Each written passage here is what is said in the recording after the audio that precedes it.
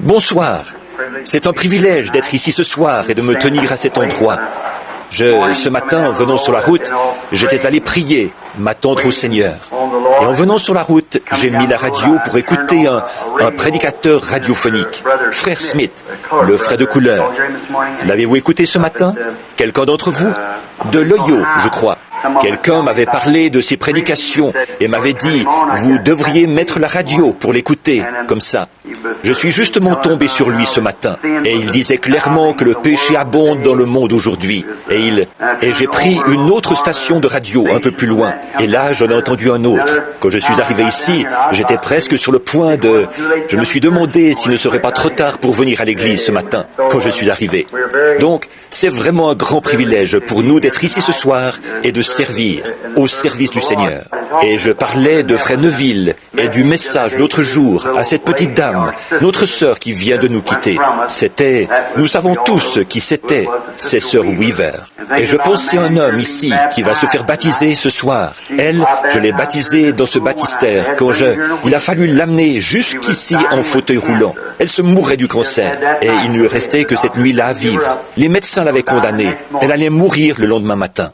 Je suis allé chez elle et j'ai essayé de lui parler de la guérison divine. Et elle ne faisait que répéter « Je ne suis pas digne que vous veniez sous mon toit. » Elle a dit « Je ne suis pas digne qu'un ministre soit dans ma maison. » Elle a dit « Je suis une pécheresse. » Mais elle a dit « Monsieur, je ne veux pas mourir comme ça. » Et donc, c'est Grace Weber, pas loin d'ici, qui m'avait emmené là-bas. Je venais d'arriver, épuisé par les réunions. Et là, quand j'ai prié pour elle et que je lui ai lu l'Écriture, elle était sauvée. Ensuite, elle avait de la peine à soulever la main, mais elle a voulu serrer la main à tout le monde.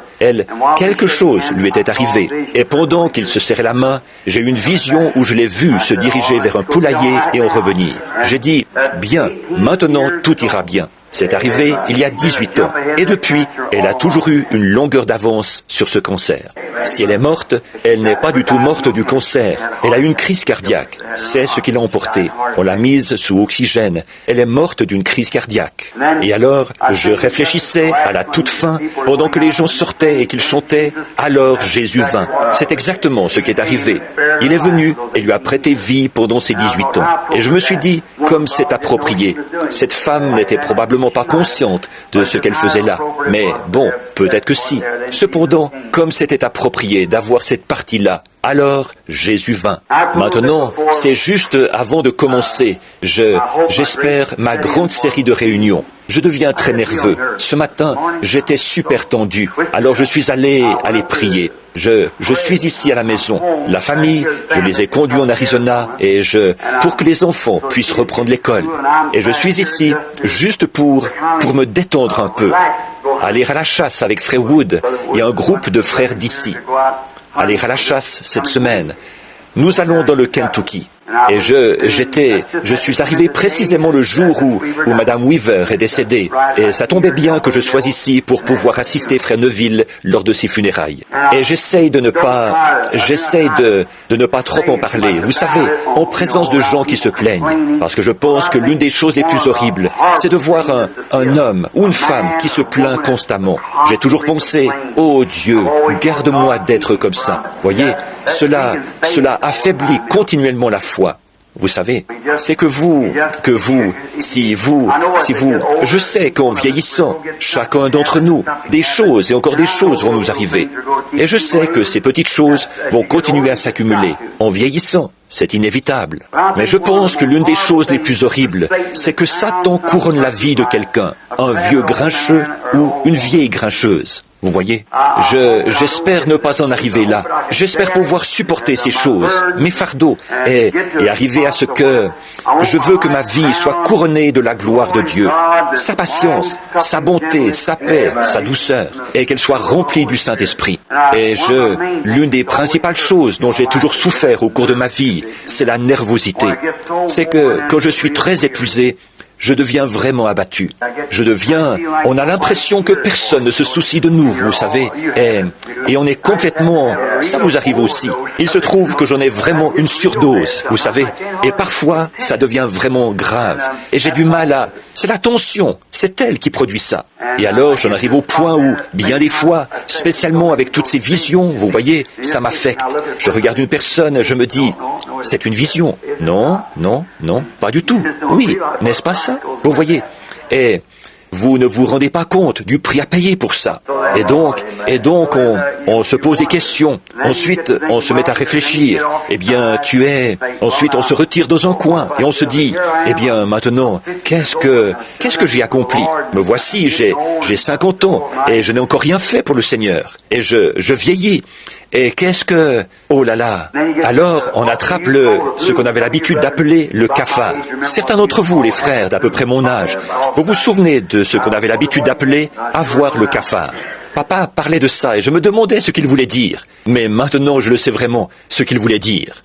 Et donc, vous vous mettez à vous sentir comme ça, alors qu'il n'y a rien de vrai là-dedans. C'est seulement vous, et vous le savez. Voyez, vous le savez que ça vient de vous. Donc, là, j'essayais de me calmer un peu et de me préparer pour la grande offensive qui, je l'espère, aura lieu prochainement. Passez alors je dois aller à New York très bientôt et pour des réunions là-bas, une campagne. Ensuite, descendre à Shreveport et ensuite retourner à Phoenix. Après quoi, revenir par l'ouest, la frontière sud des États-Unis.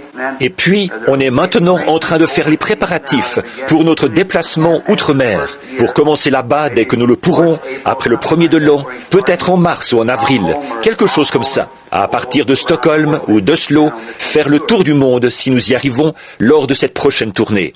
Et maintenant, je suis à la maison pour, en quelque sorte, me reposer un peu, me retrouver et récupérer. Et si le Seigneur le veut, je reviendrai du Kentucky pour être ici dimanche prochain.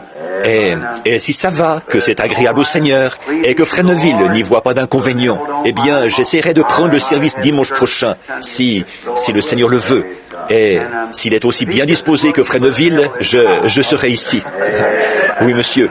S'il est aussi bien disposé pour ça que Fresneville. J'espère qu'il l'est. C'est que, voyez, je sais que bientôt, si le Seigneur le veut, je vais être loin de vous pendant un certain temps. Et juste des petits messages. Quand un petit quelque chose me vient à cœur, alors j'ai envie de vous l'exprimer, vous voyez.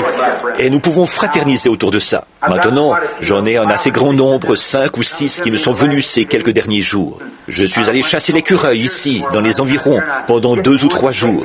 Je vais dans les bois, je prends un crayon et du papier. Vous voyez, alors, quand il commence à faire bien jour, je m'adosse à un arbre quelque part.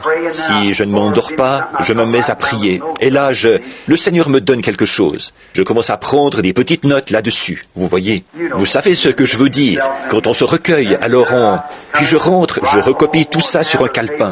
Et alors, quand on fait appel à moi, je vais vite chercher mon calepin. Je le parcours pour voir avec quoi je pourrais commencer. Vous voyez, c'est ce qui vient d'arriver. Donc, maintenant, j'aimerais, si le Seigneur le veut, parler seulement. J'essaie d'écourter ces grands et longs messages, vous voyez, qui prennent des heures. Et le Seigneur m'a aidé à être assez court à Chicago, le dernier soir là-bas, environ 30 minutes. Et quelqu'un est venu me dire, je ne pensais pas que tu pourrais y arriver, mais tu l'as fait. Donc, 30 minutes au lieu d'environ 2h30 ou 3h, vous savez. Alors peut-être que ce soir, je pourrais me dépêcher et m'entraîner un peu à ça. Ne pas vous retenir trop longtemps. Que Dieu vous bénisse. Où que j'aille, il n'y aura jamais d'endroit comme ce tabernacle ici. C'est chez moi, mon doux chez moi. Aussi, toute ma sympathie va à la famille Weaver. Et ce précieux frère de couleur qui est décédé, j'ai prié avec lui un peu avant qu'il parte, et c'était un brave homme. Il est maintenant à la maison avec Dieu, et c'est terminé. Il faut partir d'une manière ou d'une autre, ça nous le savons tous. Alors que le Seigneur fasse reposer leur âme en paix, et un jour, nous nous attendons à nous retrouver dans un pays là-bas, où il n'y a pas de maladie, pas de chagrin, pas de mort. Jusque-là, faisons tout ce que nous pouvons pour l'Évangile.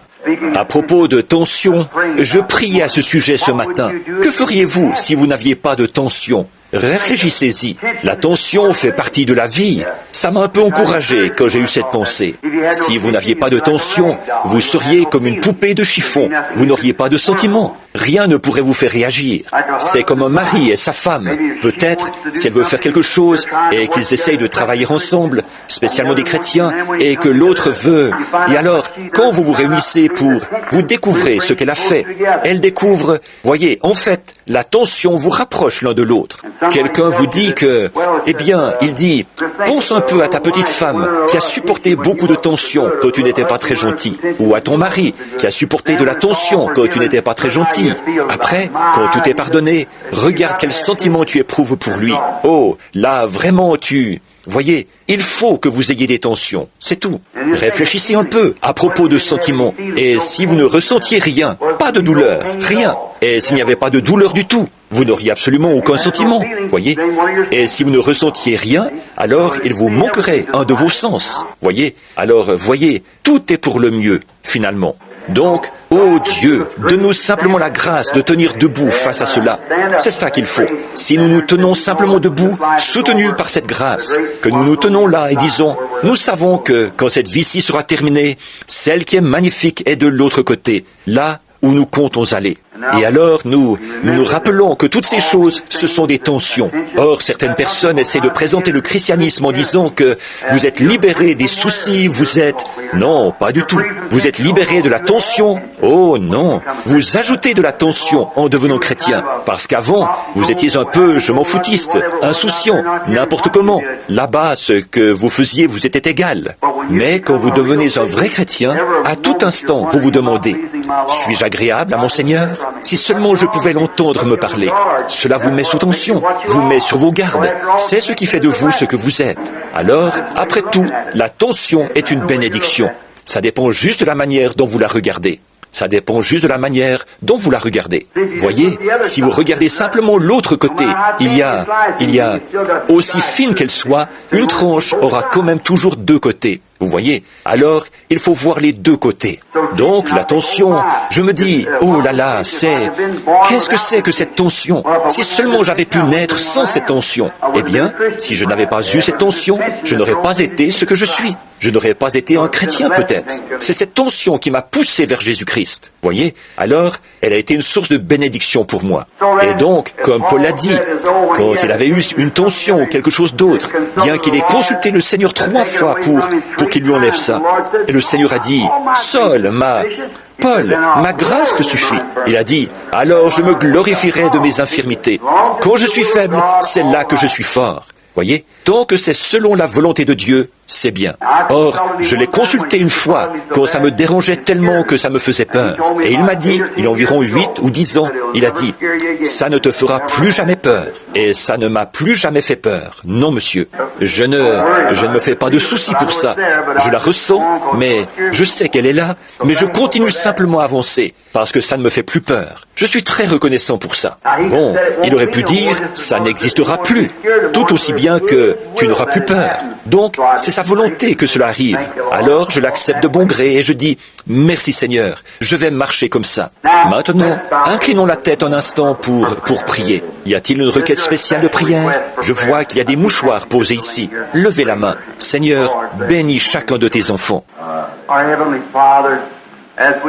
Notre Père Céleste, nous nous approchons maintenant de ton grand trône majestueux de la grâce, parce qu'il nous a été demandé de venir.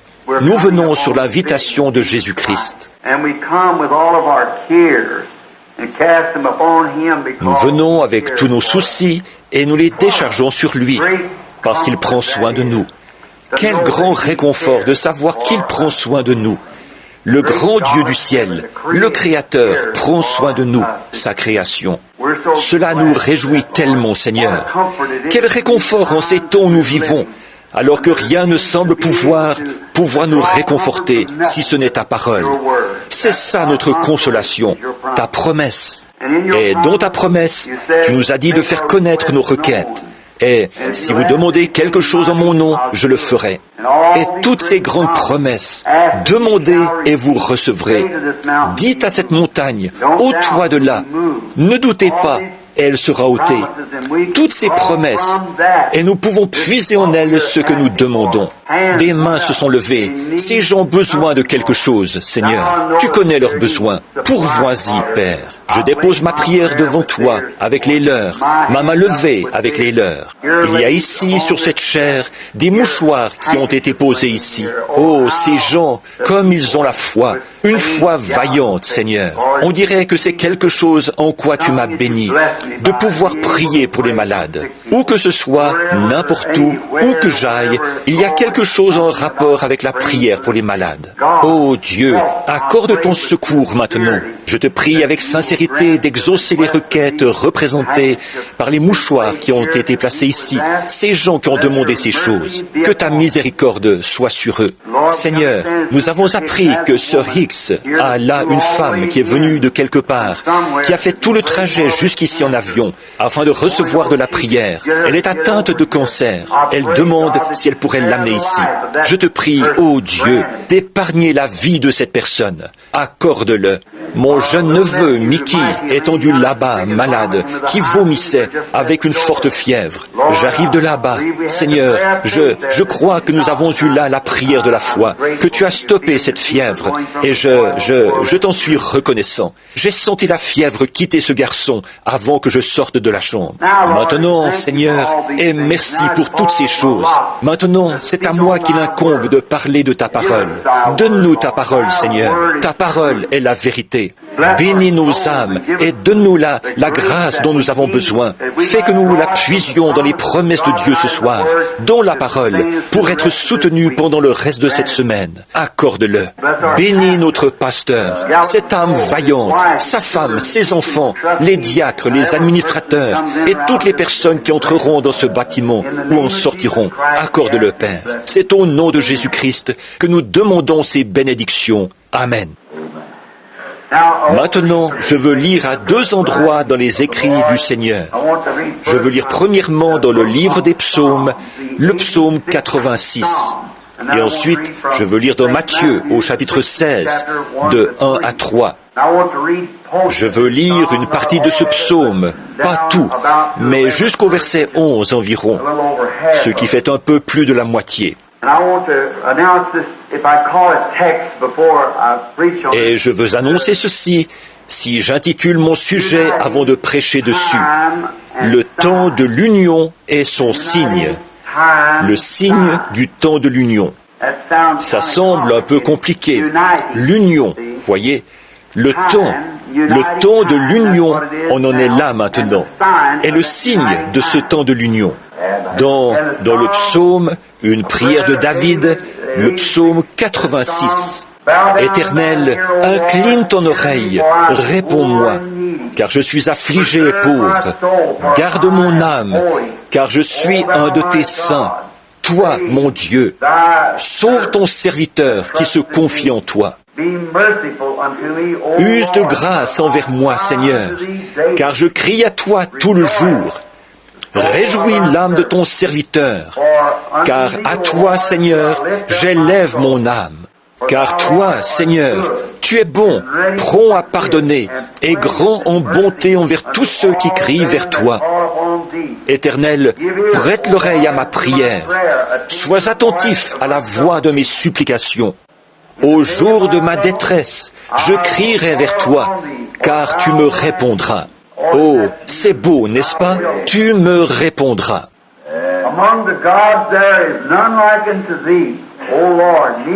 Seigneur, nul entre les dieux n'est comme toi, et il n'y a point d'œuvre comme la tienne. Toutes les nations que tu as faites viendront et se prosterneront devant toi, Seigneur. Tu glorifieras ton nom. Car tu es grand et tu fais des choses merveilleuses. Tu es Dieu, toi seul. Écoutez maintenant. Éternel, enseigne-moi ton chemin. Je marcherai dans ta vérité. Unis mon cœur à la crainte de ton nom. L'unité, voyez. Unis mon cœur à la crainte de ton nom. Je parle maintenant d'union et du signe du temps. Maintenant, au chapitre 16 de Matthieu. les pharisiens et les sadducéens abordèrent Jésus pour l'éprouver, lui demandant de leur faire voir un signe venant du ciel. Et Jésus leur répondit, « Le soir vous dites, il fera beau, car le ciel est rouge.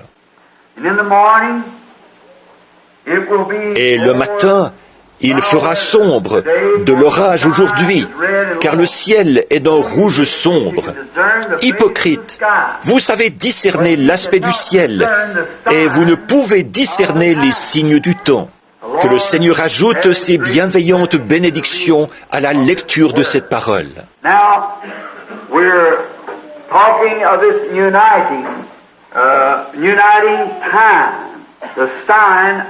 Maintenant, nous parlons de cette union, de ce temps de l'union, le signe du temps de l'union. Voyez, Jésus était ici, dans cette dernière lecture de l'Écriture.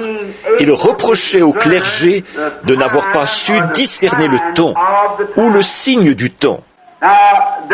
Or, cela a toujours été quelque chose d'important pour les gens, voyez, de savoir discerner le signe du temps où l'on vit. En effet, Dieu l'écrit clairement, de sorte que cela n'échappe à personne.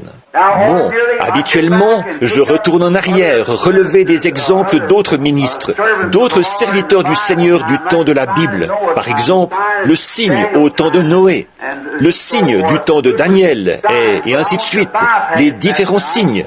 Mais ce soir, je veux laisser ça de côté pour gagner du temps, pour pouvoir, mais cela a toujours été la manière de faire de Dieu, de leur donner un signe naturel du temps, afin que tous sachent en quel temps ils étaient. Et ces pharisiens auraient dû reconnaître leur temps. Ils auraient dû savoir en quel temps ils étaient. Ailleurs, il a dit, « Si vous m'aviez connu, vous auriez connu mon jour. » Voyez, c'est vraiment quelque chose de très important pour nous, d'avoir l'intelligence de ces choses. Voyez, sans intelligence. Voilà ce qu'il disait toujours au sujet des prophètes. Il disait, et il avait l'intelligence par des visions du Seigneur. Et la parole du Seigneur fut adressée aux prophètes d'autrefois. Voyez, ils avaient l'intelligence des choses par la parole du Seigneur, au moyen des prophètes.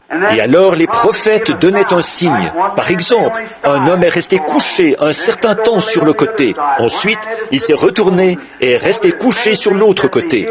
Un homme a dû ôter ses vêtements. Et, ils ont fait beaucoup de choses pour montrer le signe sous lequel il vivait. Et maintenant, nous savons que le Dieu qui a fait les cieux et la terre et qui a élaboré son œuvre de manière à décrire ses temps par des signes, ce même Dieu vit aujourd'hui. Donc, certainement que quelque chose, en voyant le temps dans lequel nous vivons, il doit certainement y avoir quelque chose qui échappe à quelqu'un, quelque part. Voyez ? Parce que Dieu ne laisserait jamais ces choses arriver sans nous avoir donné un signe clair pour que nous puissions comprendre. Or, voici ce qu'il y a aujourd'hui, c'est que le clergé, nous ne percevons pas la chose correctement. C'est comme c'était à cette époque-là. Ils ne croyaient pas que le temps était venu. Ils croyaient qu'ils menaient une vie assez paisible à cette époque-là. Donc, ils n'attendaient pas de Messie. Et Jésus a dit que sa venue, ce serait comme un voleur dans la nuit, au moment où les gens ne seraient pas conscients de sa venue. Mais quelques-unes des vierges qui sont allées à sa rencontre, la moitié d'entre elles avaient de l'huile dans leurs lampes et étaient prêtes. Elles guettaient ce signe. Et c'est à elles que je m'adresse ce soir, voyez, à celles qui attendent le signe maintenant, le signe de sa venue. Ces signes donnés par le Seigneur sont donnés uniquement aux croyants. Les incroyants ne les voient jamais. Ils leur passent complètement au-dessus de la tête et ils ne les voient pas.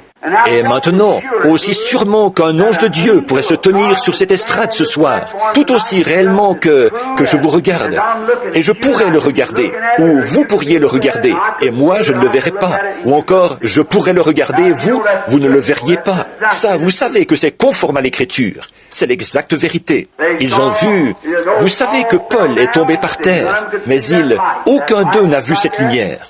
Cette lumière était bien là. Quand Jean s'est tenu là devant les multitudes, multitude et qu'il y avait des milliers de personnes là-bas, sur la rive, des membres du clergé et des sages, de grands hommes. Et Jean lui-même a dit, il a rendu témoignage qu'il avait vu l'Esprit de Dieu descendre comme une colombe et venir sur lui, et qu'une voix avait dit, « Celui-ci est mon Fils bien-aimé, en qui je me plais à demeurer. » Et personne d'autre que Jean ne l'a vu. Voyez, c'était seulement pour lui. Avez-vous remarqué comme il était frappant, le signe pour les mages? Ils ont regardé, c'était des Hébreux. Ce n'étaient pas vraiment des astronomes indiens, c'était des Hébreux. C'est qu'ils étaient allés là-bas, dans ce pays, étudier l'astronomie, pour terminer leurs études. Et quand ils ont regardé en direction de Jérusalem, sachant qu'ils voyaient ces 3 étoiles qui correspondaient au chemin de naissance de chacun d'eux, de Cham, de Sem et de Japheth, de la race dont ils descendaient, chacun. Et ils ont vu ces étoiles de leur chemin de naissance. Pour eux, c'était un signe. Lorsque ces étoiles étaient alignées, le Messie était sur terre. Oh là là, ce n'est pas étonnant qu'il soit venu. Où est-il? Où est le roi des Juifs qui vient de naître? Nous avons vu son étoile en Orient et nous sommes venus pour l'adorer. Où est-il? Ils savaient que cet enfant Messie était couché quelque part, parce que Dieu leur avait donné un signe du temps, qui indiquait que Dieu et l'homme étaient en train de s'unir ensemble. Quelle unité, quand Dieu s'est uni lui-même à un corps humain. La principale, la plus grande de toutes les unions qui ait jamais été faite, c'est lorsque Dieu s'est uni à l'homme, qu'il a laissé sa glorieuse lignée en tant que Dieu, a étendu sa tente et intégré l'humanité, et est devenu l'un d'eux pour les racheter. L'unité. Ce qui a fait quoi? Ce qui a amené pour toujours la paix entre Dieu et l'homme. Combien nous en sommes reconnaissants. Et les signes n'étaient pas envoyés. Maintenant, pensez un peu. Tous les hommes et tous les astronomes, les gens de cette époque-là, leur horloge, c'était les étoiles. Une sentinelle montait au sommet de la tour. Ils montaient là-haut et observaient. Et ils voyaient quand certaines étoiles étaient dans une certaine constellation, alors qu'elles passaient. Ils savaient quelle heure il était. Vous vous rappelez, dans l'Écriture, sentinelle, quelle heure est-il? Et la sentinelle revenait lui dire l'heure qu'il était. Voyez, il mesurait le temps par les étoiles. Maintenant, n'est-il pas étrange que ces étoiles aient été parfaitement alignées pour 3 hommes et que personne d'autre n'ait vu ça? Voyez, parfaitement alignées. Or, on peut être à ce point aligné sur l'Écriture. Voyez, quand ces étoiles se sont unifiées, qu'elles se sont unies ensemble pour former cette constellation, au même moment, 3 hommes ont aussi été unis. Et on peut être tellement unis à Dieu, dans sa parole, que ces choses deviennent des réalités. Alors on peut les voir et savoir qu'elles sont vraies. Voyez, le signe du temps. On pourrait, en regardant, passer carrément par-dessus, dire « Oh, que d'absurdités !» Mais pour vous, ce ne sont pas des absurdités. Pour vous, le fait est que vous êtes unis à la parole. Et la voici. Alors c'est tout à fait la lumière. Frère Pat, quand on voit ce signe s'unir avec le croyant, et c'est à lui que j'adresse ceci, au croyant, car l'incroyant ne le voit jamais. Et quelle réprimande ce serait s'il était sur terre aujourd'hui, pour beaucoup de membres de notre clergé aujourd'hui, qui ne peuvent pas percevoir ce signe, les signes que nous percevons tous les jours ici au tabernacle, et ces choses que nous voyons. D'autres personnes les perçoivent et voient l'écriture sur la muraille. Et pourtant, beaucoup n'en tiennent aucun compte et ne les voient même pas du tout. Pour eux, c'est carrément sans intérêt. Ils ne les remarquent pas. Maintenant, remarquez là qu'il leur a indiqué des signes nationaux. Bon, quand ils l'ont questionné à ce sujet, ils voulaient des signes. Et il leur a donné des signes qui se sont réalisés. Ils voulaient savoir quand serait la fin du monde, quel serait le signe à la fin. Et il leur a indiqué de nombreux endroits dans les Écritures où il était question de signes nationaux, de signes célestes dans les cieux et de signes terrestres. Il leur a donné des signes, un signe, des signes, continuellement un signe. Et quand il leur a parlé, là, à un certain endroit, d'un signe national, il a dit, quand vous verrez les nations, voyez, commencer à se rassembler autour de Jérusalem, voyez, alors nous saurions que le temps de leur détresse est proche, quand vous verrez Jérusalem encerclée par l'armée.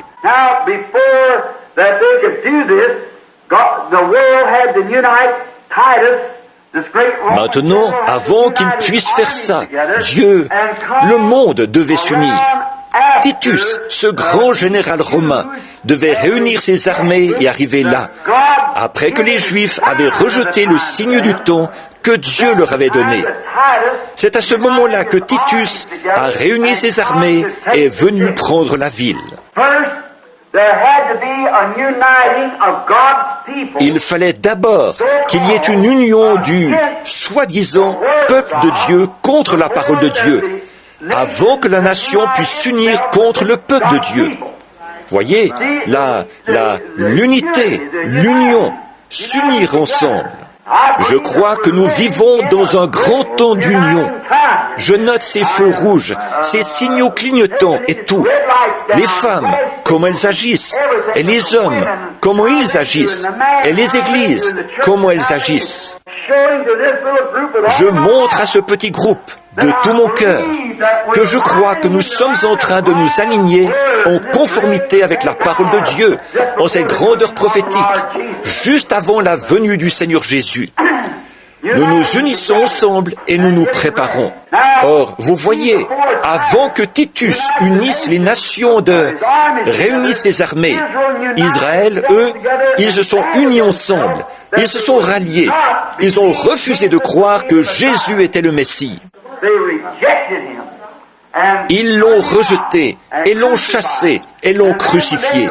Et alors, quand ils ont rejeté le salut qui leur avait été envoyé, ils se sont unis ensemble pour le faire. Maintenant, retenez bien cela. Ils se sont unis ensemble pour rejeter le message de l'heure. Il fallait qu'ils le fassent. Et après qu'ils l'ont fait, alors le signe national est arrivé. Les nations ont commencé à s'unir ensemble. Et Titus a amené cette grande armée de Romains et de Grecs. Et il a encerclé les murs de Jérusalem. Il a enfermé ces gens à l'intérieur, là, et ils sont morts de faim. Ils ont mangé l'écorce des arbres. C'est ce que Joseph, le grand historien, nous raconte. Et ils ont mangé l'herbe qu'il y avait par terre. Ils ont même fait bouillir les enfants les uns des autres et les ont mangés. Voyez, ces gens avaient perdu la raison. Et alors, quand finalement Titus, qui était installé sur les collines, là, autour de Jérusalem, et les gens qui étaient là-dedans, ils pensaient qu'ils faisaient la volonté de Dieu. Quand ils ont vu ces armées avancer sur eux, ils avaient refusé d'écouter ce grand maître, le Seigneur Jésus, leur parler de ces choses. Pas un seul des chrétiens ne s'est fait prendre là-dedans, car ils avaient vu le signe et s'étaient déplacés. Voyez, ils ont dit que ceux qui seront sur le toit ne descendent pas, ou que celui qui sera dans les champs ne retourne pas en arrière pour prendre son manteau, mais fuyez en Judée, et priez pour que votre fuite n'arrive pas en hiver, ni un jour de sabbat. En effet, en hiver, les collines auraient été complètement enneigées, et le jour du sabbat, les portes auraient été fermées. La porte. Alors, il se serait fait prendre dans cette situation-là. Voyez, nous voulons parler de ça bientôt, de la manière dont Dieu fait ces choses, si le Seigneur le veut. Maintenant, remarquez, ils ont prié pour que ça n'arrive pas comme ça. Jésus leur avait dit de prier pour ça. Et ils n'ont pas pris un seul d'entre eux là-dedans. Ils étaient partis, parce qu'ils avaient regardé le signe, ils étaient partis. Un point, c'est tout. Oh, comme les églises aujourd'hui devraient voir le signe du temps où nous vivons. Fuyez à toute vitesse vers le calvaire, pour avoir la vie, pas vers une église, mais vers Jésus-Christ. Unissez-vous à lui. Pas à une organisation ou un credo d'église. Unissez-vous à Christ et soyez sûrs que c'est bien lui. Vous ne pouvez pas accepter n'importe quoi. Vous devez être certain que c'est lui. Quel temps d'union! Alors nous voyons qu'ils ont rejeté le Messie. Et ensuite, ils se sont unis ensemble et se sont ligués. Et ils ont fait entre eux une motion qui déclarait que toute personne qui recevrait Jésus comme prophète serait excommuniée de l'Église. Vous vous souvenez du garçon aveugle qu'on avait amené, ses yeux privés de la vue. Et les disciples ont dit, qui a péché, lui ou son père, sa mère? Et Jésus a dit, dans ce cas, ni l'un ni l'autre. mais c'est afin que les œuvres de Dieu s'accomplissent, qu'elles soient connues. Et souvenez-vous, ils ont dit que le père et la mère n'avaient pas pu le dire. Ils ont dit, ils savent que c'est notre fils, mais nous, on ne sait pas comment il a été guéri. C'est que les Juifs avaient déclaré que toute personne qui confesserait qu'il était le prophète serait excommuniée. Mais vous voyez, les œuvres de Dieu, c'était que ce garçon ne faisait pas partie de ce groupe-là. Alors il a dit, eh bien moi je trouve étrange que vous ne sachiez pas d'où vient cet homme, et pourtant il m'a donné la vue. Vous voyez, maintenant lui, il pouvait le dire. Vous voyez, c'était ça, les œuvres de Dieu. Il avait été guéri et rétabli, et il pouvait le dire, parce que rien ne le retenait nulle part. C'était sur lui que les œuvres avaient été faites, et assurément, il voyait ça pour la première fois de sa vie. Alors, les Juifs se sont unis contre Jésus et contre sa fonction de Messie et son message messianique. Nous voyons la même chose arriver maintenant, exactement la même chose. Le communisme s'unit afin de détruire l'Église. Et la seule façon dont ça, c'est après que l'Église se sera aussi unie dans le Conseil des Églises, le Conseil mondial des Églises, afin de nier et de détruire le message, la parole. Elles ont rejeté la parole. C'est ce que les églises ont fait. Elles ne peuvent pas l'accepter parce que celles-ci s'opposent à leur credo dénominationnel. Peu importe combien de colonnes de feu seraient suspendues au milieu des gens, ou combien de personnes combien de choses seraient prédites et se réaliseraient, et tous les grands signes qu'il a promis pour le dernier jour, elles ne le peuvent pas. Elles sont donc en train de s'unir maintenant, et votre pasteur ici, et beaucoup d'autres peuvent vous le dire, ceux qui lisent, qu'elles ont formé le mouvement œcuménique du monde, et c'est un ministre luthérien qui est à la tête de ça. Alors, si jamais un désastre survenait, se produisait ici dans le quartier, si nous ne sommes pas unis à ce mouvement œcuménique, là, notre Église ne pourra plus être une Église. Ils pourront l'utiliser comme entrepôt. Ou, si l'un de nous, frères, voyait quelqu'un en train de mourir ou qui est blessé et essayait de lui offrir une bénédiction spirituelle, nous pourrions être abattus à cause de ça. C'est tout à fait exact. On pourrait nous donner 10 ans de prison fédérale pour avoir offert un secours, parce que nous ne sommes pas membres de ce mouvement œcuménique. Ne voyez-vous pas la marque de la bête? Voyez? Maintenant, nous voyons arriver ce temps de l'union. Voyez? Maintenant, observez. Et là, l'Église est unie contre le message. Et alors, une fois qu'elle l'a fait, les nations s'unissent dans le communisme pour détruire de nouveau l'Église. Exactement ce qu'elles avaient fait au début.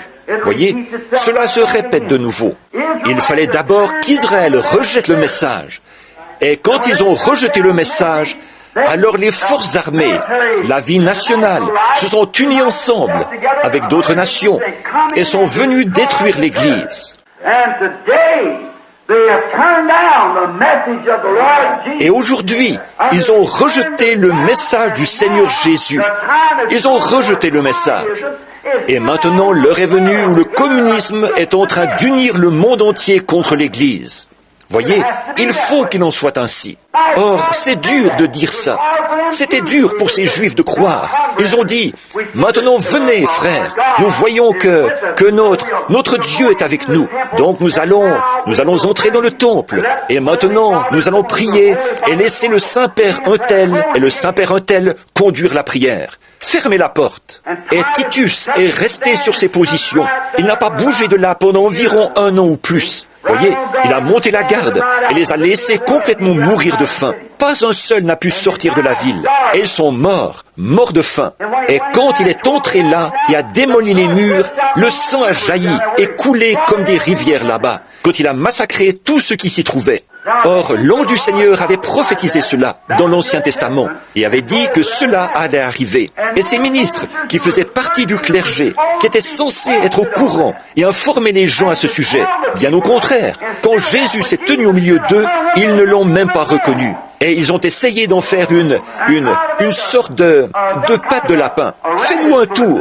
Voyons comment on fait ça. Montre-nous un signe. Voyez? Et il a dit, mais il a fait tant de choses. Et pourtant, il ne pouvait pas voir ce qu'il en était. Voyez, et alors, quand ils l'ont rejeté comme le message de ce jour-là, ils ont rejeté le message de ce jour-là. Ils n'ont pas vu le signe de ce jour-là. Le signe de la prophétie biblique a été accompli devant eux. Ils ont dit, entrons maintenant. C'étaient des hommes saints. C'étaient des hommes dont la vie était irréprochable.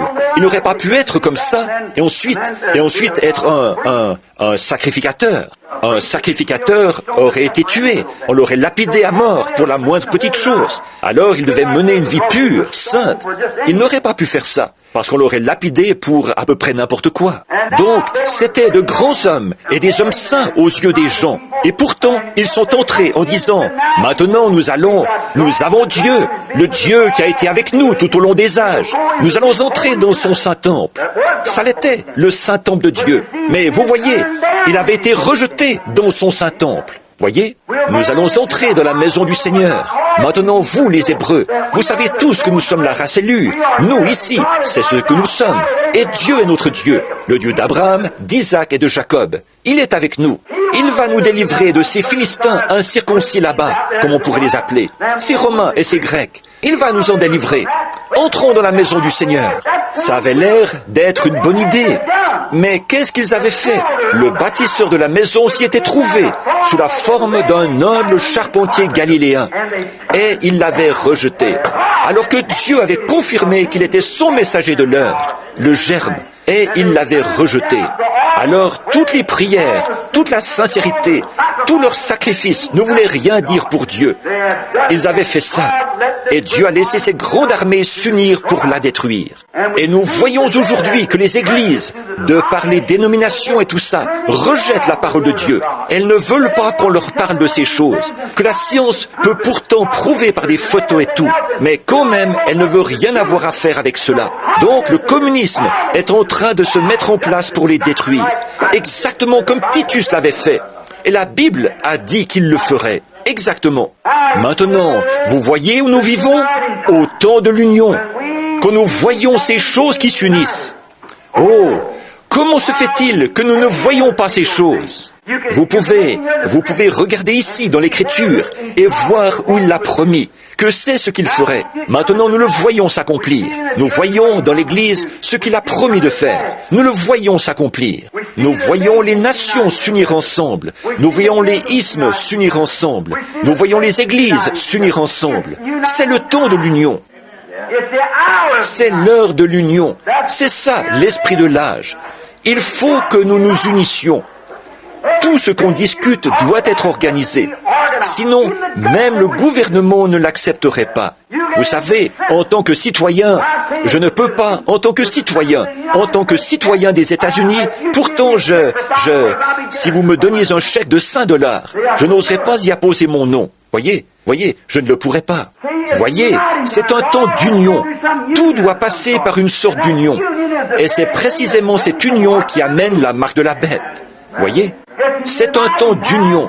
Et tout va dans cette direction. Vous pouvez le voir de vos propres yeux. Il suffit de regarder. C'est un temps d'union où tout ensemble se réunit. Les Juifs se sont unis contre Jésus en tant que leur Messie. Et donc, nous voyons ce qui est arrivé. Nous voyons la même chose maintenant. Le communisme s'unit pour détruire l'Église. Après que l'Église s'est unie dans le Conseil mondial des Églises et qu'elle essaie de détruire le message, la parole de Dieu. Elles essayent de s'en débarrasser. La seule chose qu'elles peuvent faire, c'est former entre elles un conseil, parce qu'elles sont séparées. Un petit groupe ici, les méthodistes, et les baptistes, et les luthériens, et les presbytériens, l'Église du Christ, et ainsi de suite comme ça. Elles ne peuvent rien faire, parce que celle-ci sera contre celle-ci sera contre l'autre. Leur doctrine diffère autant que l'Est diffère de l'Ouest. Voyez, elles ne peuvent pas, mais une fois réunies sous un seul grand chef, elles ont ce qu'il faut. Là, elles ont ce qu'il faut. C'est ce qui fait que les catholiques sont dans une telle unité. Les catholiques romains. Évidemment, eux, ils sont en unité. La majorité, ce sont les catholiques romains. Les Grecs et les autres catholiques ne sont pas aussi nombreux que les catholiques romains.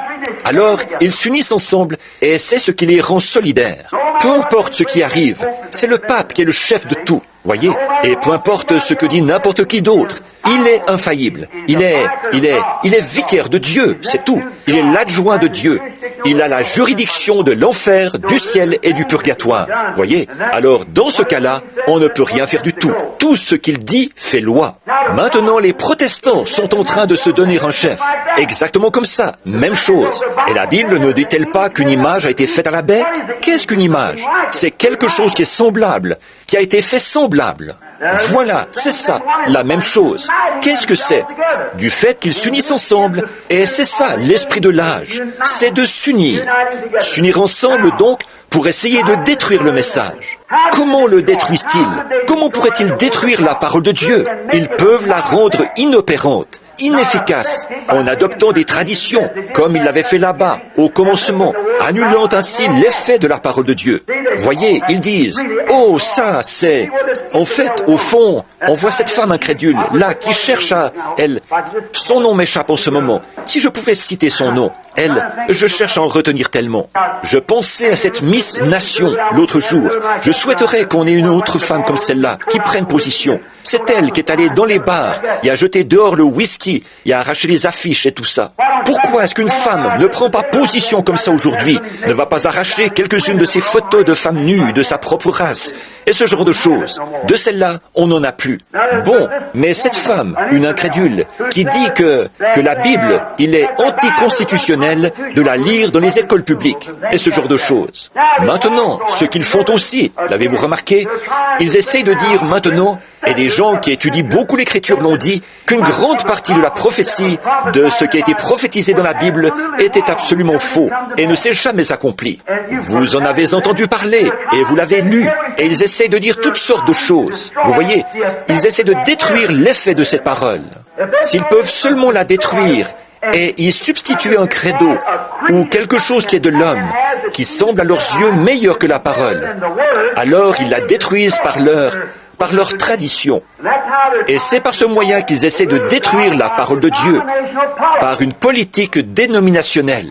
Maintenant, chaque église a sa propre politique. L'église du Christ a la sienne, l'église chrétienne a la sienne, et les baptistes, les méthodistes, les presbytériens, ils ont tous leurs différentes politiques. Maintenant, ils s'en écartent, parce qu'ils sont séparés. Voyez, la chose n'aurait pas pu se faire avant. C'est maintenant qu'ils doivent le faire. Voyez, c'est le temps de l'union. Et maintenant, ils rassemblent tout ça. Ils mettent tout ça en commun. Et on voit avec quoi ils se retrouvent. Oh, c'est comme faire cuire une miche de pain faite de viande de cheval et d'ordures sorties de la poubelle, plus tout ce qu'ils ont mis avec. On fait des boulettes et ajouter à ça des pommes de terre pourries et d'autres choses. Et voir avec quoi on se retrouve. Moi, je ne veux rien de ça. C'est sûr que non. Non, monsieur. C'est comme ça qu'ils font. Voyez, ils prennent des gens qui croient que Jésus était un mythe, une église qui croit que Jésus était un mythe, l'autre, certains qui croient qu'il était un prophète. L'une dit, le temps des miracles est passé. L'autre dit, il est possible que ça existe. Et tout ça réuni. Et la Bible dit, comment deux hommes peuvent-ils marcher ensemble s'ils ne sont pas d'accord? Voyez? Or, c'est ça le genre d'unité qu'ils ont. Et en mettant un éminent Saint-Père au-dessus, on a là une image de la bête. Exactement ce que la Bible dit. Maintenant, ils ont un ministre luthérien à la tête. Eh bien, nous voyons que c'est le temps de l'union. C'est la même chose maintenant.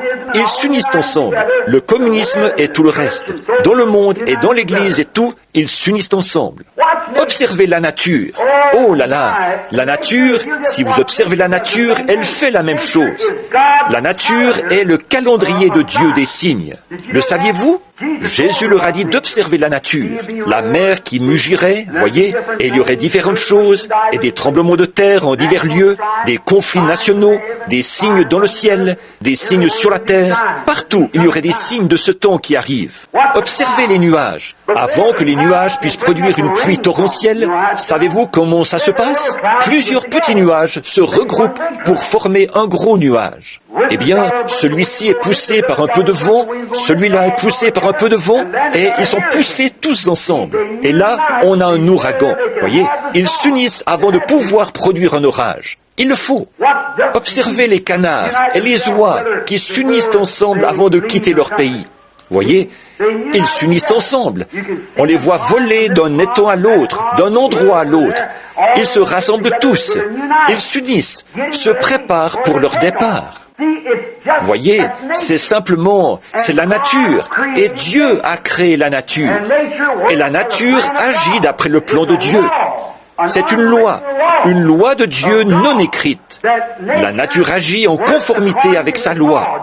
C'est comme quand on parle d'un service funèbre de la sève qui descend dans la tombe, au bout de la racine de l'arbre, pour rester là jusqu'à la résurrection au printemps. C'est une loi de Dieu. Il n'y a pas d'intelligence qui puisse faire descendre cette sève-là. On ne pourrait pas la drainer, on ne pourrait pas l'extraire. Il n'y a pas de meilleure façon de faire que celle de Dieu. C'est Dieu qui a le moyen parfait. Alors, quand les feuilles tombent, alors il envoie la sève en bas, dans la tombe, et la cache. Comme Job l'a dit, cache-moi dans la tombe, jusqu'à ce que ta colère soit passée. Voyez, elle descend là, parce que c'est une loi de la nature, avant le gel. Regardez les feuilles qui commencent maintenant à tomber. Pourquoi? C'est une loi de la nature.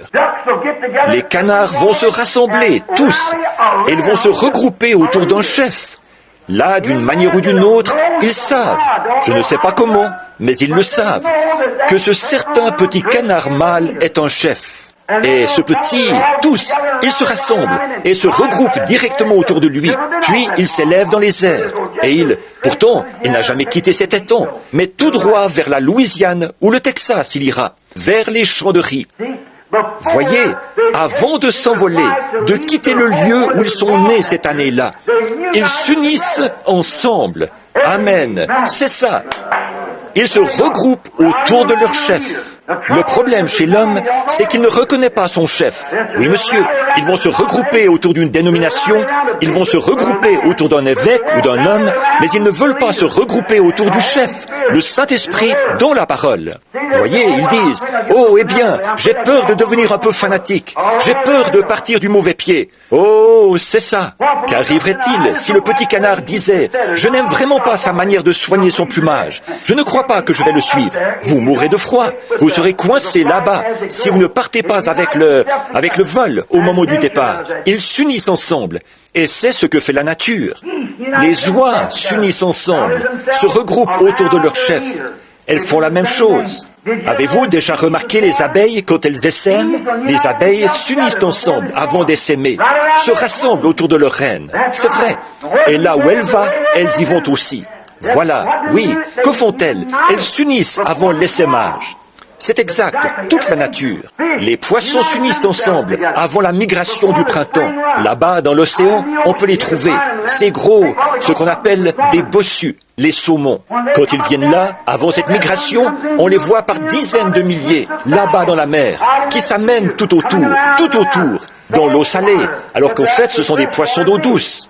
Et les voici qui remontent directement dans cette eau douce. Ils remontent pour la saison du frais. Ils remontent là-bas et frais, environ tous les 4 ans. Et ils meurent dès qu'ils ont frayé.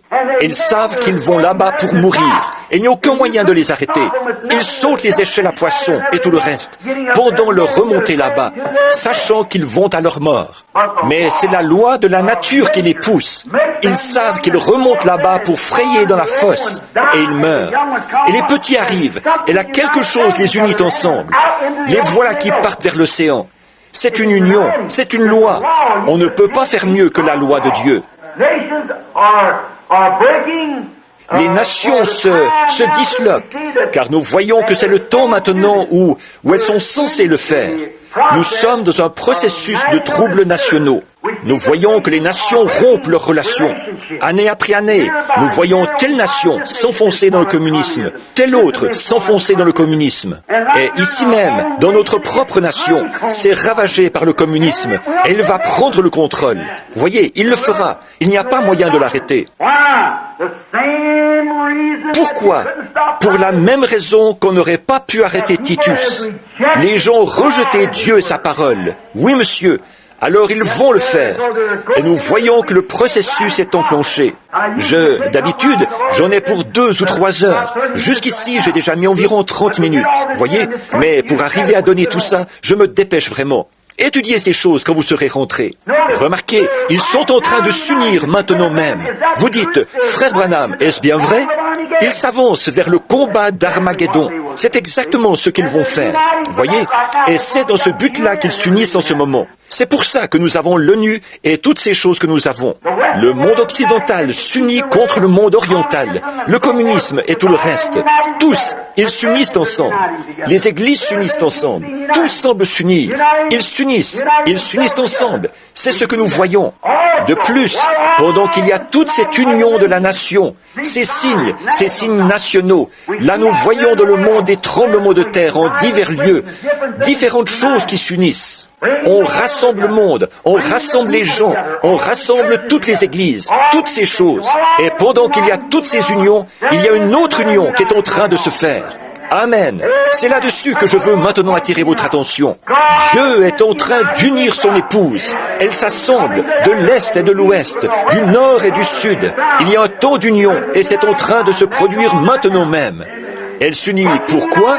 L'enlèvement. Amen. Dieu est en train de la préparer. Oui, monsieur, elle s'unit. À quoi s'unit-elle? À la parole.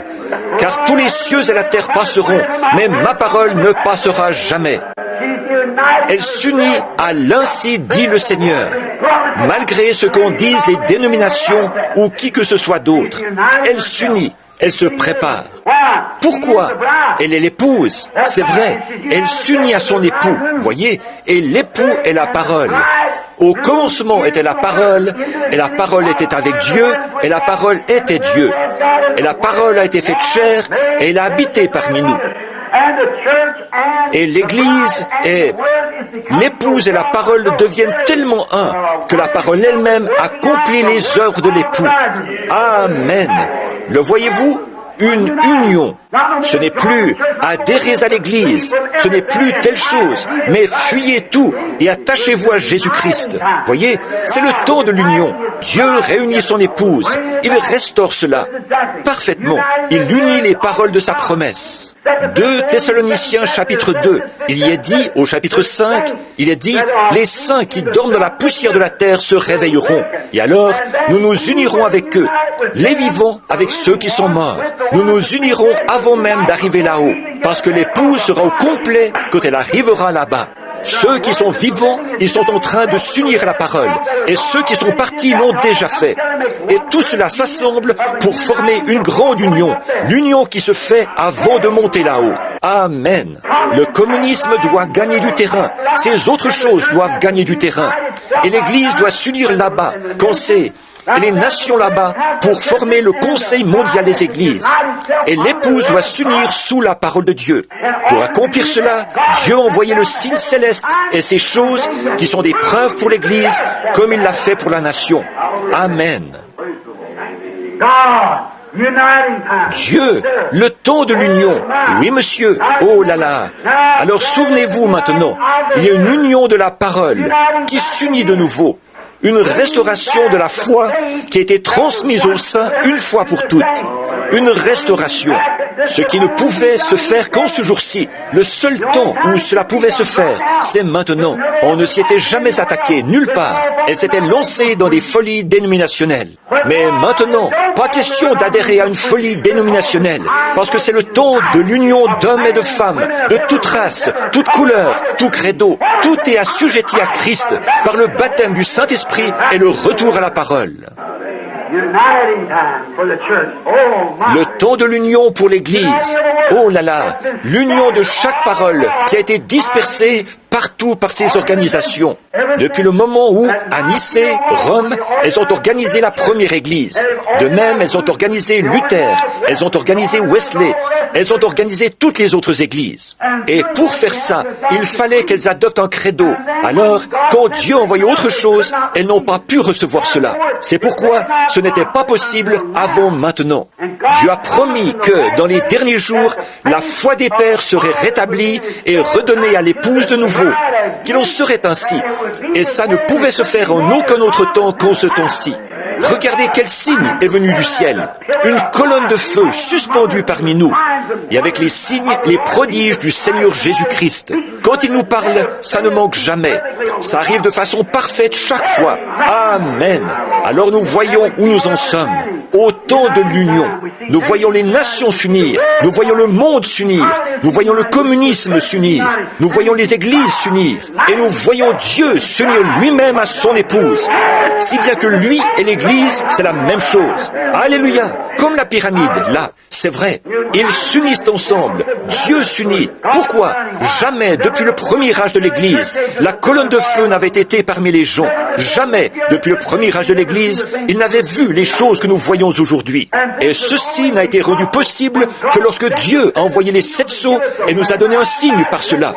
Il a envoyé du ciel 7 anges et il est venu pour restaurer cette parole qui avait été dispersée par ces dénominations et pour relier tout cela de nouveau à la parole de Dieu, pour faire descendre son Saint-Esprit. Jésus a dit, si vous demeurez en moi et que ma parole demeure en vous, alors demandez ce que vous voudrez, cela vous sera accordé. Il unit de nouveau l'épouse à la parole, qui est Dieu. L'Église est la parole, pas l'Église est le credo. L'Église est la parole, l'épouse est la parole, unis ensemble. Oh là là! Quel rétablir quoi? La foi des premiers pères pentecôtistes, voyez, qui avait été dispersée par le groupe de Luther. Pas par Luther lui-même, pas par Luther, pas par Wesley, pas par ses grands fondateurs. Mais, après leur départ, une église est apparue, et alors, ce qu'ils en ont fait une organisation. Ils ont accepté des credos et tout, et sont partis comme ça. Et regardez-les aujourd'hui. Maintenant, ils sont entrés dans ce Conseil mondial des églises. Bon, vous voyez, mais dans les derniers jours, vous voyez, nous voyons des choses arriver maintenant qui n'étaient jamais arrivées auparavant. Vous voyez, c'est le signe de Dieu. Et toutes ces unions sont le signe du temps.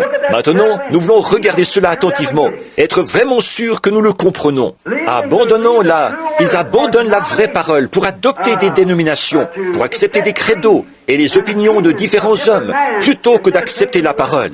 Apocalypse 10 dit le message du 7e ange. Maintenant, souvenez-vous, ça, c'est juste au moment des 7 trompettes. Et il y a 7 anges qui font retentir 7 trompettes. C'est à cela qu'on va arriver ensuite. Mais souvenez-vous, là, très spécifiquement, il est dit de l'ange, non pas la trompette du 7e ange, mais le message du 7e ange. Voyez, pas l'ange de la trompette, mais l'ange du message. Voyez, l'ange a seulement sonné de la trompette. Ce 7e ange, l'ange de la trompette. Mais ici, il est dit au jour du message du 7e ange. Voyez, quand son message est fini. Voyez, ça, c'est le message de l'âge de l'Église. C'est en ce temps-là le message, pas la trompette, et le mystère de Dieu qui est écrit dans la parole s'accomplirait. Maintenant, regardez dans quel jour nous vivons. Regardez ces sceaux. C'est ce qui a rassemblé cette parole de Dieu qui avait été dispersée. Luther, là, et tous les autres, ces grands réformateurs qui étaient allés de l'avant, tout cela a été repris et montré dans la Bible. Où ils allaient être, la place précise de chaque homme, ce que l'un ferait et ce qui arriverait à l'Église, ce que l'autre ferait et ce qui arriverait à l'Église, et toutes les choses qu'il avait laissées en suspens. Et alors, au dernier jour, alors que nous ne savions rien de tout cela, il nous a été annoncé d'avance qu'une certaine chose arriverait. C'est même passé dans les journaux et tout. Et voilà qu'il descend directement, révèle cela et relie les mystères ensemble. Amen. Frère, moi je trouve que c'est sublime.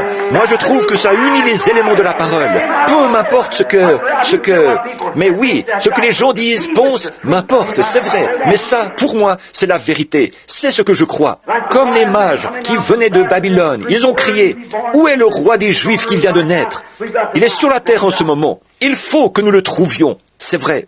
Et je crois qu'il est si près de venir que je peux dire, voici, l'époux vient. J'entends le cri de minuit. Amen. Nous sommes juste au moment de la fin. Oh là là, cette heure dans laquelle nous vivons. Remarquez, voyez, quel jour, quel temps que celui où nous vivons, où ce grand mystère de Dieu s'accomplit, faisant connaître la divinité, montrant ce qu'il en est. Ces petits ismes au moyen desquels ils ont dévié et fait de lui ceci, et quelqu'un a fait de lui ceci, et quelqu'un a fait de lui cela. Mais l'ange du Seigneur est descendu et a dévoilé tout leur isme. Il a dégagé de là la vérité et l'a présentée. Voilà, c'est ça, c'est absolument parfait. Pas moyen de le voir autrement. Voilà, c'est ça. C'est ce qu'il est. Voyez, la semence du serpent, toutes ces différentes choses qui ont été si mystérieuses pour les gens. Voyez, qu'est-ce que c'est? C'est le signe qui indique quoi? Qu'il faut s'unir.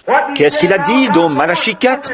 Qu'il rétablirait la foi pentecôtiste originelle, la redonnerait aux gens, avec le même message pentecôtiste, le même signe pentecôtiste, la même preuve pentecôtiste, le même Dieu, la même puissance, le même enseignement, tout exactement pareil, avec la confirmation de la même colonne de feu qui a jeté Paul à terre, là, sur le chemin de Damas. Il est parmi nous aujourd'hui, faisant les mêmes choses qu'à cette époque-là. S'unir. Nous voyons les nations s'unir. Nous voyons le monde s'unir. Nous voyons les églises s'unir. Nous voyons l'épouse s'unir. S'unir à la parole. Pourquoi? La parole est Dieu. Et comme la parole, comme l'époux étant la parole et l'épouse étant l'auditrice de la parole, ils se joignent ensemble dans une union. Ils s'unissent, c'est comme un mariage. Vous voyez, ils se préparent pour un mariage et ils deviennent un. La parole devient vous, vous devenez la parole. Jésus a dit, en ce jour-là, vous le saurez. Tout ce que le Père est, je le suis. Et tout ce que je suis, vous l'êtes. Et tout ce que vous êtes, je le suis. En ce jour-là, vous saurez que je suis dans le Père, que le Père est en moi, que je suis en vous et que vous êtes en moi. Voyez, en ce jour-là, quel jour? Ce jour-ci, nous voyons les grands mystères cachés de Dieu être révélés. Oh, comme j'aime ça! Oh, remarquez qu'il n'était pas possible de faire de rapprochement entre la science et la parole, comme on le fait aujourd'hui. Le rapprochement n'aurait pas pu se faire avant. Ce n'est que maintenant qu'il est possible. Remarquez, il a dit des signes célestes, des signes célestes. La science et les signes nationaux. Bon, aujourd'hui, ils ont de grands signes dans le ciel. Ils ont des astronautes et tout. Mais ces astronautes, ça produit quel effet sur la science mondiale? Ça éveille une crainte chez les gens. Ils ne savent pas à quel moment ils pourraient envoyer là-haut quelque chose comme ça et simplement lâcher ces bombes. Et nous n'existerions plus. Voyez? Alors, voilà les signes qu'ils ont. Des choses qui font peur à voir dans le ciel. Voyez? Ils les ont. Des missiles atomiques et tout. Toutes sortes de signes. Vous voyez ce traité qu'ils ont signé l'autre jour, déclarant qu'ils n'allaient plus faire exploser de bombes en surface. Mais maintenant, ils vont sous l'eau et dans le sol. Ils continuent quand même à les tester. Voyez, ils signent un traité. Nous n'allons plus faire ceci. Si vous dites que vous n'allez plus le faire, mais nous allons retourner chez nous et le faire de cette manière-ci. Nous savons qu'au même moment, vous faites pareil là-bas. Voyez, il n'y a absolument rien. Ce n'est que... Il n'y a aucune confiance entre eux. Il n'y a rien. On peut... Voyez, et ils ont tous peur les uns des autres. C'est un signe qui fait peur. La science, l'homme et les nations produisent dans le ciel un signe qui fait peur. C'est tout à fait vrai. Donc, ils ont peur les uns des autres. Et il y a un signe céleste qui a été donné à... Voyez, bon, eux aussi, ils ont leur signe dans le ciel. Un signe qui fait peur. Un homme astronaute. Il pourrait avoir un missile atomique, le lâcher et détruire la nation entière. Monter là-haut comme astronaute et se tenir là. Rien ne les empêche de faire ça. Ils peuvent certainement le faire. Quand ils le veulent, ils peuvent la réduire en poussière s'ils le veulent. Mais dans les 15 prochaines minutes, et ce que l'un peut faire, l'autre aussi peut faire pareil. Donc, vous voyez là, ils ont un signe, mais ce genre de signe les effraie. Ils s'unissent ensemble, ils unissent leurs forces. Le monde libre, il unit ses forces. Le communisme unit ses forces avec la Russie. Tous, mais chacun a peur de l'autre. Voyez, c'est un signe qui fait peur.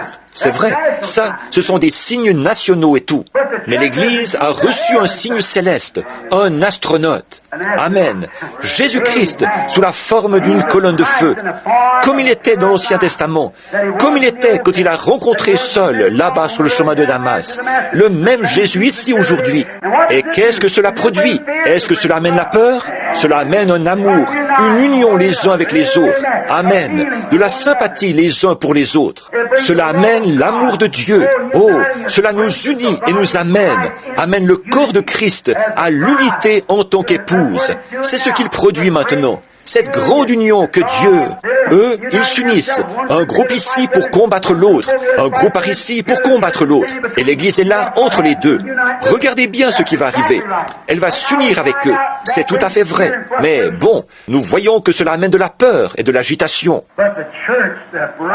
Mais l'Église, l'épouse, est unie par un seul Dieu, sous un seul esprit, l'Esprit de Dieu, dans une sainte union de Dieu, afin d'être une sainte épouse pour Dieu. C'est vrai, tous ensemble, l'unité du corps. Le corps attend comme une épouse, puisqu'elle est l'épouse, puisque nous disons être l'épouse. Pour ce temps de l'union de l'épouse, l'Église s'unit si étroitement. Cela devrait créer entre nous tellement d'amour, au point qu'il nous soit difficile d'être éloignés les uns des autres. C'est vrai. On ne fait que... On n'a pas besoin de supplier les gens de prier. On n'a pas besoin de les supplier d'adorer Dieu. On n'a pas besoin de les supplier de faire ce qui est bien. Ils sont tellement amoureux de lui que rien d'autre ne compte. Pensez à une jeune fille, une très jolie petite demoiselle, qui va épouser un beau jeune homme, dont elle est follement amoureuse. Cela compte plus pour elle que sa propre vie. Et elle sait que, très prochainement, ils vont se marier. Alors que le jour du mariage approche, cette petite, je vous le dis, elle ne tient plus en place. Voyez, elle prépare tout. Elle s'abandonne complètement à lui. C'est vrai.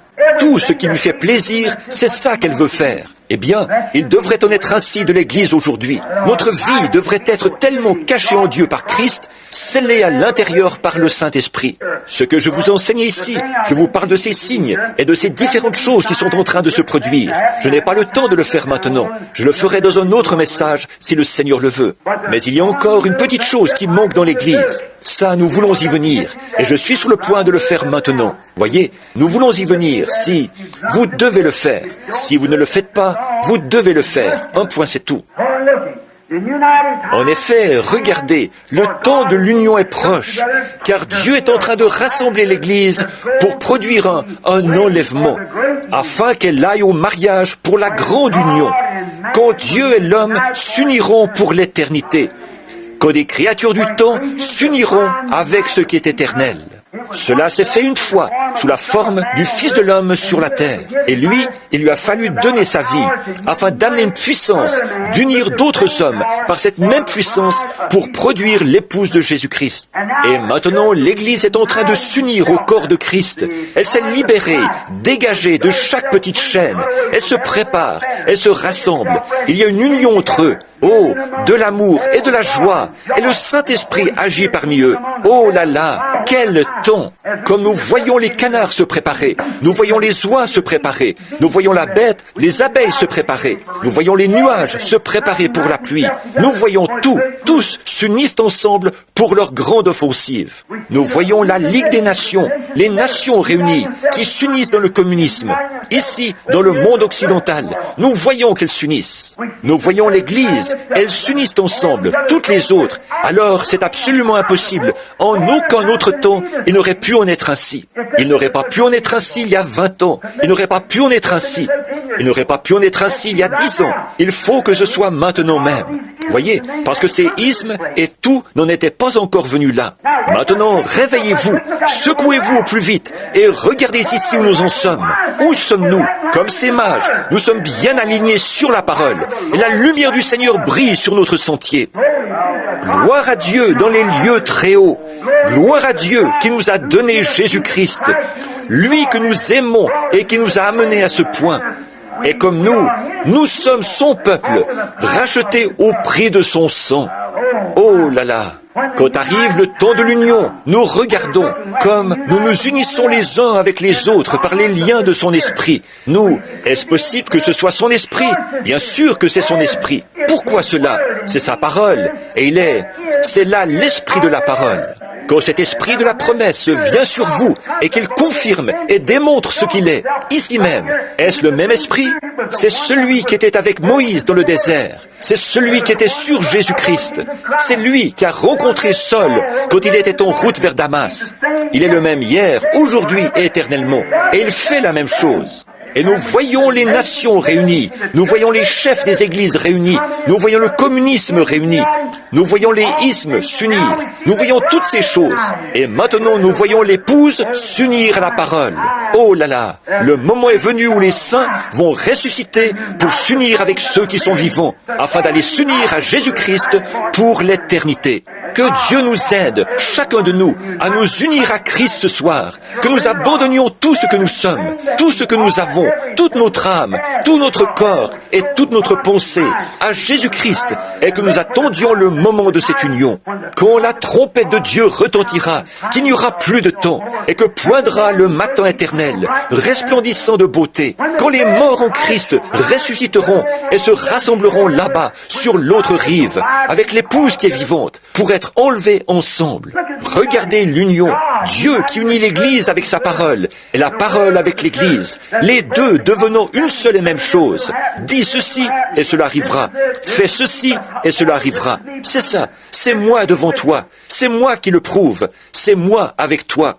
Très bien. Nous voyons que maintenant le moment arrive où la trompette retentit et ces saints endormis là-bas, ils ne peuvent pas parvenir sans nous à la perfection. Ils comptent sur nous. Hébreux 11. Et quand ils s'assemblent, ils s'unissent avec les vivants.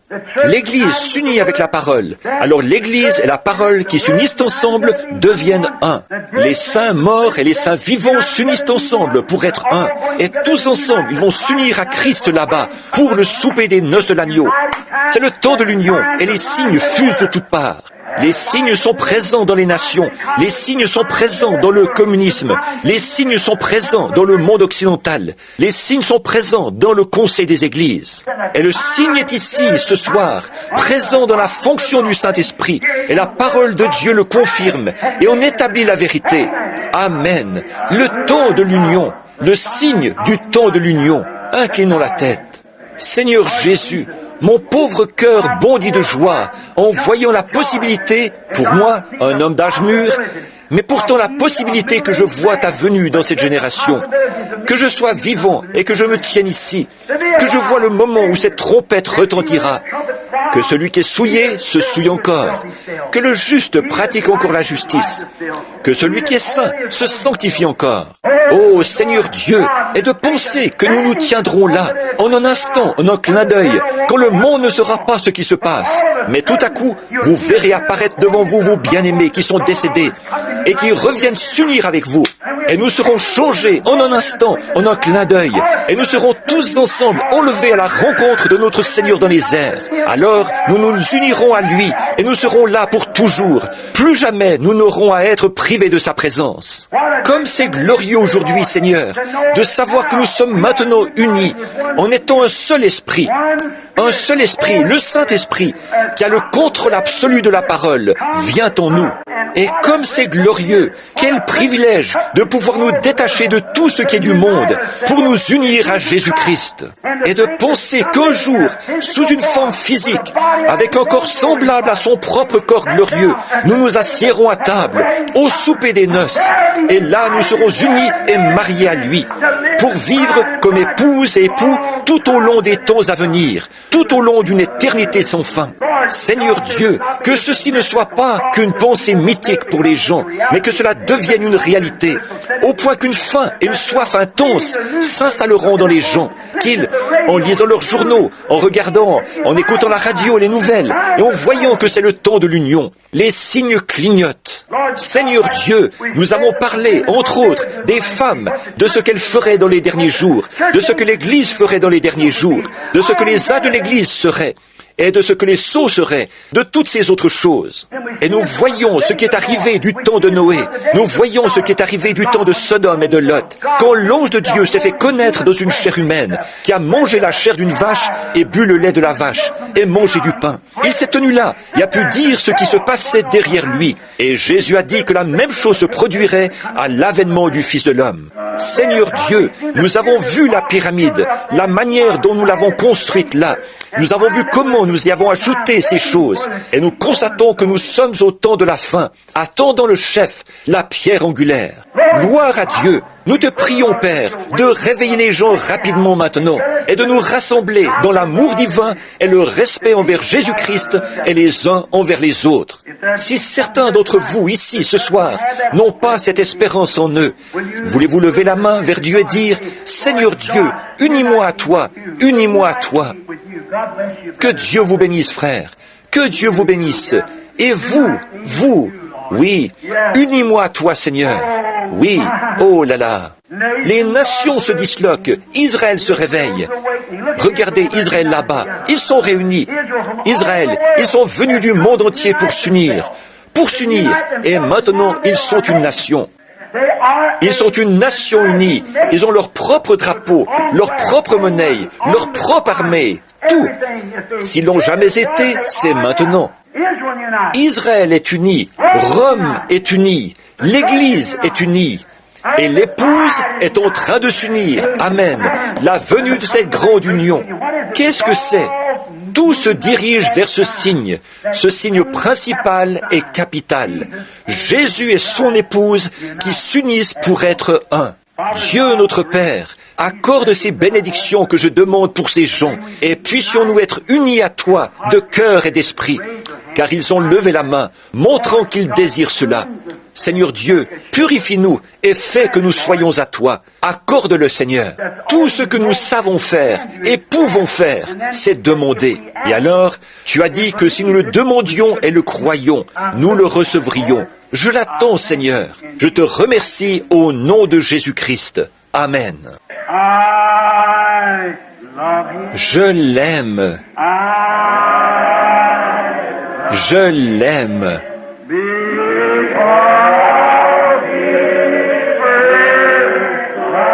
Parce qu'il m'a aimé le premier.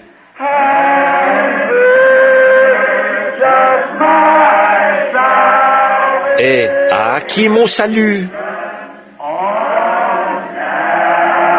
sur le bois du calvaire. Amen. Oh là là. Voici l'époux vient. J'entends le cri de minuit. Nous monterons avec un cri de joie, si tous nous tenons bon, et le rencontrerons dans le ciel. Veillez pris, mon frère, de peur que quelqu'un ne prenne ta couronne, car le tiède et le rétrograde ne porteront pas la robe de mariage. C'est vrai, préparons-nous pour ce cri de minuit. Il viendra l'heure où vous n'y penserez pas. Il y aura un cri, pas au milieu du monde des incrédules. Ce sera un secret. Mais les croyants qui attendent ceci, vous voyez les étoiles qui s'alignent? Voyez, qu'est-ce que cela a produit? Exactement la même chose que la première fois. Voyez, nous en sommes là. Les signes arrivent. Nous voyons apparaître les signes de sa venue bénie. Voici les feuilles du figuier maintenant verdissent. L'évangile du royaume est allé vers chaque nation et nous sommes proches. On peut voir la fin. Alors avec joie, nous partons proclamer le message de son apparition bénie. Pas vrai? Oh, proclamer le message de son apparition bénie. C'est ce que nous devons faire. Dire à tout le monde, tenez-vous prêts, préparez-vous à rencontrer Dieu. Amen. Je l'aime. Oh, comme je l'aime. Maintenant, levons-nous là, alors que nous nous saluons. Tournez-vous pour serrer la main à quelqu'un et dites, jusqu'à ce que... Serrez-vous la main là. Nous nous revoyons.